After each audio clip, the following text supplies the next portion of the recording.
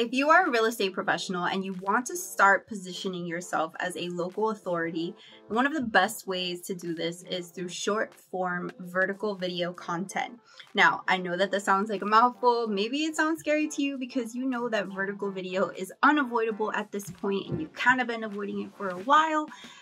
We're going to make it easy in this video because in this video, I am going to break down how to shoot educational short form video content, which is one of the easiest styles of content. It's my personal favorite. I love to teach. And as a real estate professional, you have so much to teach. So this is applicable whether you are a brand new agent, experienced agent, mortgage lender, home inspector, whatever the case may be. This fits for you. It is a super easy strategy to implement, and one of the best things about it is that you can do it at scale and you can offshoot this. I'm going to break all of that down, including how to DIY it yourself, no crazy equipment required, and we're going to have fun with it. So I am Amanda Fezzolani, co-founder of Design for Agents, and on this channel we help real estate professionals close more deals by mastering your marketing, branding, and production strategies.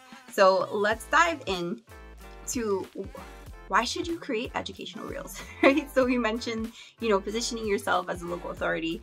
And the idea here is that you know a lot as a brand new agent. If you just took the 75-hour course or whatever the number of hours is in your particular state, you still know more than a regular buyer or seller who's just a consumer, doesn't know what you know from that course, right? And if you're an experienced agent, then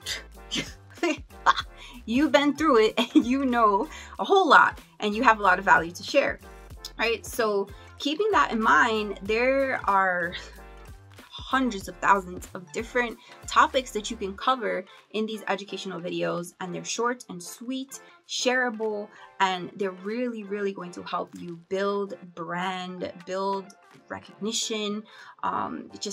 They're so good, okay?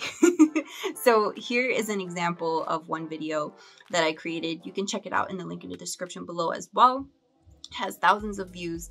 And one of the reasons that we create this type of content is just for that. It helps us position ourselves as a local authority in the topic that we're covering. So how do we get started, right? I want to show you what equipment you need for this. So really just two simple things, and honestly the second thing you don't need. So the first thing is your smartphone, and you're going to use this to shoot the videos, obviously, and there's going to be an app that I'm going to tell you about that's going to help you put the captions on the video, like the video I showed you earlier. But the other thing that you're going to want or need is the selfie stick. There's a link to the particular one that we use in the description below. But you can really use any selfie stick. If you don't have a selfie stick or like mini tripod, if you will, you can also use a stack of books. You can post your phone up against your laptop. You can have a friend or team member hold the phone for you, whatever the case may be. The idea here is just that the phone is vertical and that it is facing in your direction. So number three actually is framing tips. So one of the biggest mistakes that we see people who are creating vertical video content is that you're too far away, right? So check out this example. Where you see me here in this video is too far away, right? There's no connection being built there. You can't see the eyes, right? You can see the hand gestures and things like that, but that actually doesn't work to your advantage if you're still in that phase of being awkward on video, right? What you want to make sure to do is keep it 3/4, right? Or at least half. So what I mean by that is that you want to make sure that you're shooting either from the waist up or from the rib cage or the chest up, right? You want to keep it close and personal. And this might feel a little strange for you, like, whoa, that's a whole lot of my face, but that's a good thing, right? Because if you were having a one-on-one conversation with a potential buyer or seller or renter and you were in your office, chances are the only thing standing in between you two would be a conference room table, if that. Sometimes you might be even closer than that. So with that in mind, it's okay to, zoom in. Now, with that framing tip in mind, number 4 is going to be planning your topics, right? So this is actually super easy. Now, what do I mean by planning your topics? So for these short form videos where, you know, it's educational based, you can really approach this in a question format. So how Alex and I like to do it for ourselves is we will take a sheet of paper, super simple, and write down up to 10, sometimes more, but usually 10 is like, you know, the ballpark of what we have time for these days, especially with a baby. Write down 10 questions, right? Think of 10 questions. So you can go around your office, you can ask a family member or friend, you can go online, there are websites that will help you with this. But what are some top FAQs that buyers and sellers have, right? If you focus on sellers, go for that. Buyers, go for that. Mix it up. Renters, whatever the case may be, whatever you're going for, come up with 10 questions. And what you're gonna do is ask yourself those questions. It's super simple. You'll have your camera set up, your selfie stick or stack of books, whatever the case may be, set up. And what you're gonna do is read that question to yourself, and then you're gonna hit record, right? And answer the question to the best of your ability in under 60 seconds. So remember, you want to make sure that your questions are easy to answer shortly. They are entry level, right? So what do I mean by entry level? You can say, you know, ask a question like, what is a 1031 exchange, right? Technically, that's a very complex topic, but you want to make sure that your answer is going to be very entry level. Think exactly what the paragraph says in the real estate textbook describing what a 1031 exchange is. For a topic like that, you could actually break that up into 3 or 4 videos where you cover overall what a 1031 exchange is, and then break down what the requirements are, who you need to work with for it, what happens after you sell the first property, right? You can break that up because that's a denser topic. So keep in mind, you want your questions to be easy to answer. Plus, if they're easy to answer and shorter, it's a lot easier for you not to get tripped up and not have like a ton of blooper reels, right? Because let's be honest, there's a lot of blooper reels when you're creating video content. We definitely have it. Believe that in between takes, I am cursing and getting frustrated with myself and all of that jazz, just like you might do. So keep that in mind, short and sweet. So you're going to write down that list of 10 video questions, if you will, and ask yourself them. So you'll basically get set up. So this brings us into number 5, which is batch shooting, right? When you're creating these educational pieces of short form content, you want to batch shoot. This is going to save you time, save you money, save you energy, save you a whole lot, right? And if you are someone who wears makeup and needs to do their hair and might want to have outfit changes like myself, this is a good thing because I don't wear makeup every single day. I don't even wear normal clothes every single day. I have an online business. I have a baby. I'm also pregnant at the time of making this video. I'm busy, and I'll admit, sometimes I have days where I'm just wearing pajamas. So shooting Instagram reels and YouTube shorts and TikToks and YouTube videos every single day, spur of the moment, just does not work for me. If you're a busy real estate agent, then it definitely doesn't work for you, because when we were out there doing the listing appointments and the showings and the buyer presentations and going to final walkthroughs and having the closings and client appreciation parties and all that stuff, we had to batch our video content to make our lives easier, to save time, to save money, all that jazz. So keep that in mind. Now, when you batch the video content, something really cool that happens is after you shoot that first video, the second video gets easier. The third video gets easier, the fourth video gets easier, and so on and so forth.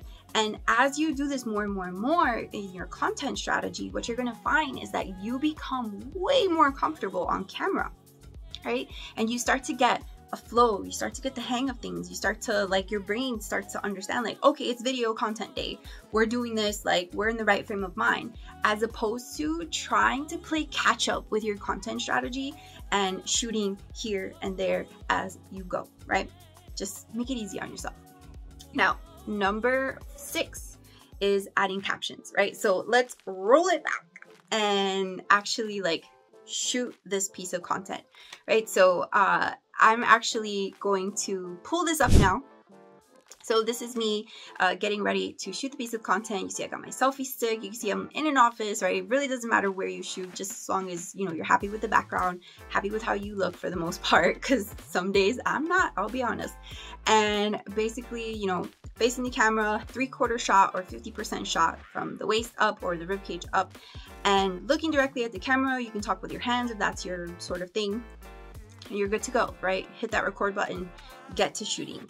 Now, here is where, you know, your content gets a little extra pizzazz, right? Because oftentimes on social media, we don't watch videos with the sound on. I know that I'm guilty of this, and a whole big percentage of people, I don't know off the top of my head, but a lot of people are guilty of not watching videos with the sound on. So you want to make sure that you have closed captions. And that is the cool captions that you see on a lot of some of the biggest influencers, content creators, and entrepreneurs out there. You see that they have words on their videos for what they're saying. This is super easy to do. One, you can do it native inside of the Instagram app because there is a captions feature. Personally, I'm not a fan of that. I feel that when I use the app that I'm about to tell you about, it works better, it looks better, it's cleaner, it's more on brand for me. The decision is yours, whatever you have time for, whatever you're comfortable for. But the app that we use is called Captions, CapCut. I don't know. I'll put it over here. This is the name of the app. I am an Android user. Love it. Don't try to convince me otherwise. But if you're an iPhone user, a really great one that I hear about is CapCut, which is very similar to this one. So let's dive into how to actually use the app, right? So first things first is that you are going to take the video that you shot, right, recorded, and you're going to open it up inside of the app. So you're just going to hit that little green plus sign, open the video up. It's going to ask you a couple questions about like the format and all of that stuff. Just hit, you know, the next button, and then it's going to start to do its thing, right? And this might look a little different for you iPhone users in the CapCut app, but it's pretty much the same process. I've used it on the computer before, and essentially it's going to like hear the audio of your video, and from there it will generate the captions for you. Now, what's cool about this is that if you don't have any like crazy ambient noise going on or like other distractions noise wise, the app will actually pick up what you said very, very well.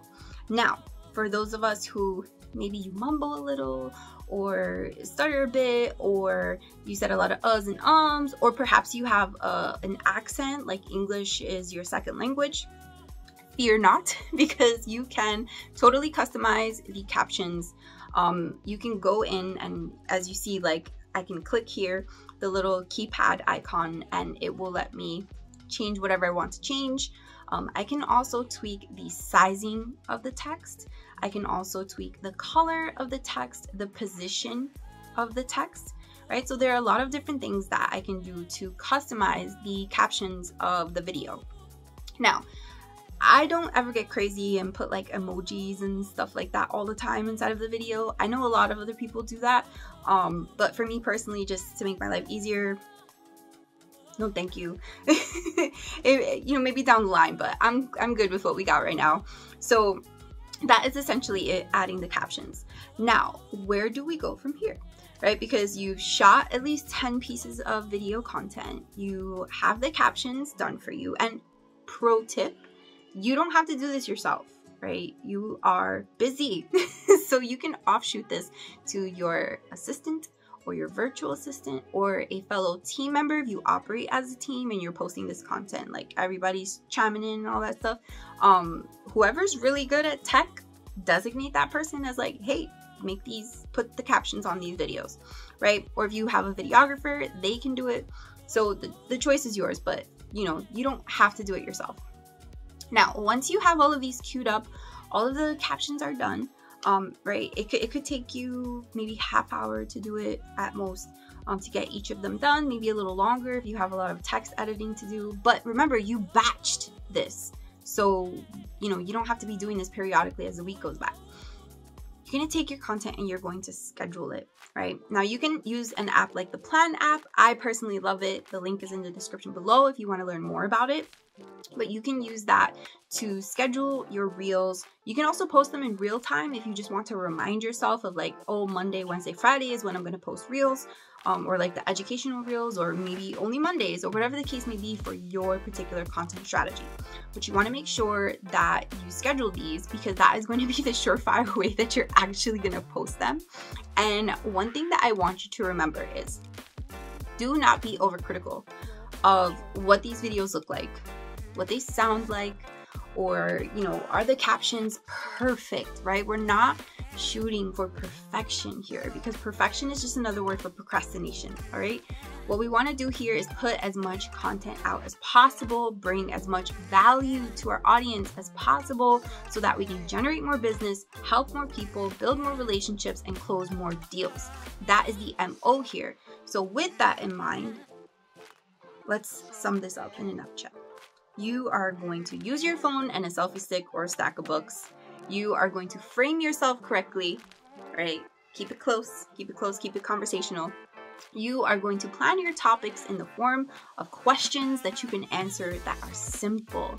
You are going to batch your shooting. That is that you're going to pick an outfit or two, get your hair and makeup done, or shave your beard, or comb your hair, whatever the case may be, put your ponytail on, and get to shooting multiple videos back to back. And you are going to add the captions using an app or natively in Instagram. The choice is yours. And then you're going to schedule that content. Easy peasy. Now, are there going to be hiccups in the road? Will there be bloopers? Yes. But one thing that's cool about that is that you can compile all of those and make a blooper reel at the end of the year or each quarter to not only laugh at yourself, but share with your audience that you have fun making this content, and, you know, who doesn't love bloopers? So that is how you shoot educational reels with captions. And if you enjoyed this video, be sure to hit that subscribe button and that like button. And don't forget to sign up for Marketing Mondays, right? We send out every Monday morning educational content, including marketing, branding, production, and advertising strategies that you can implement in your real estate business that week. So go ahead and sign up for that. It's in the link in the description below. And I will see you in the next video. As always, I'm wishing you tons of happy new clients, accepted offers, and a whole lot of closings.